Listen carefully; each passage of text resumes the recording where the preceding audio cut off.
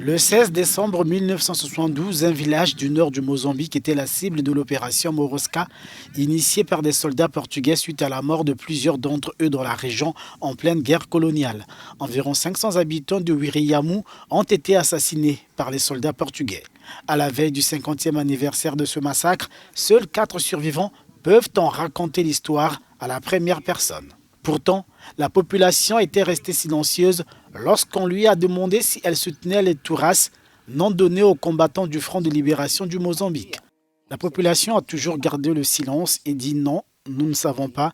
Mais ensuite, ils ont commencé à tuer. Ils pensaient qu'en tuant un par un, certains auraient peur et diraient la vérité. Mais cela ne s'est pas produit.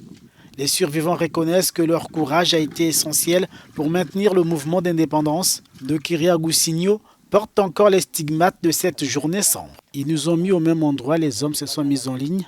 Celui qui essayait de s'échapper était tué, tandis que nous, les femmes, étions assises. Puis ils ont jeté une grenade. Ma belle-mère est tombée, touchée à la poitrine. J'ai été blessé à la jambe et je suis tombé baignant dans le sang. Ce n'est que le soir que je me suis rendu compte que je n'étais pas morte.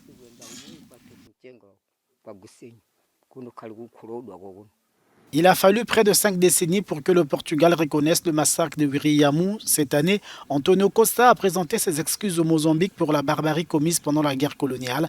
Un acte qui, selon le Premier ministre portugais, est inexcusable et déshonore la mémoire du pays.